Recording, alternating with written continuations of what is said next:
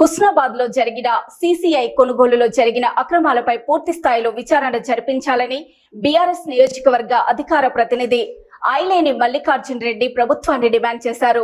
ఈ మేరకు ఆయన హుస్నాబాద్ రెవెన్యూ డివిజన్ అధికారికి వినతి పత్రం సమర్పించారు. సిసిఐ కొనుగోలు కేంద్రాల్లో రైతులు కాకుండా అక్రమంగా దళారులు పత్తిని అమ్ముకున్నారని తెలిపారు.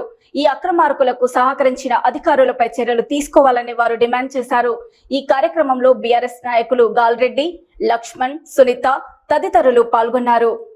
రైతులకు గిట్టుబాటు ధరలను కల్పించాలనే ఉద్దేశంతో ప్రభుత్వం సిసిఐ కొనుగోలు కేంద్రాలు ప్రారంభిస్తే ఆ సిసిఐ కొనుగోలు కేంద్రాల్లో మధ్యధరలు అధికారుల సహాయంతో వేలాది క్వింటాల పత్తిని సిసిఐ కొనుగోలు కేంద్రాలను అమ్ముకొని జేబులు నింపుకున్నారు.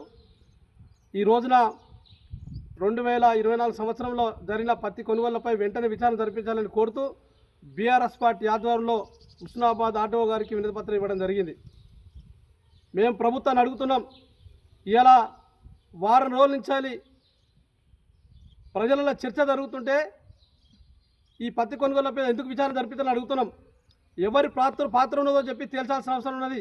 ఇవాళ ఇక్కడ హుస్నాబాద్ ప్రాంతంలో ఎంత పంట పండింది, ఎంత కొనుగోలు సిసిఐ కొనుగోలు జరిగిందని చెప్పేసి నిజాలు తేల్చాల్సిన అవసరం ఉంది ప్రభుత్వానికి. ఇలా దళారుల కోసం ఈ సిసిఐ కొనుగోలు కేంద్రాలు ఏర్పాటు చేసి అని అడుగుతున్నాం. ఇలా అనేక మంది దళారులు జొరబడి పత్తి రైతులను బుజ్జగించి మోసం చేసి వాళ్ళ దగ్గర తీసుకొచ్చి ఎక్కువ ధరకు అమ్ముకుంటారంటే ఇలా ఎందుకు ప్రభుత్వం చూస్తూ ఊరుకనుతున్నాం. విచారణ జరిపించాలి వెంటనే, లేకపోతే మాత్రం బీఆర్ఎస్ పార్టీ రైతుల పక్షాన ఉద్యమం చేస్తామని చెప్పేసి ప్రభుత్వాన్ని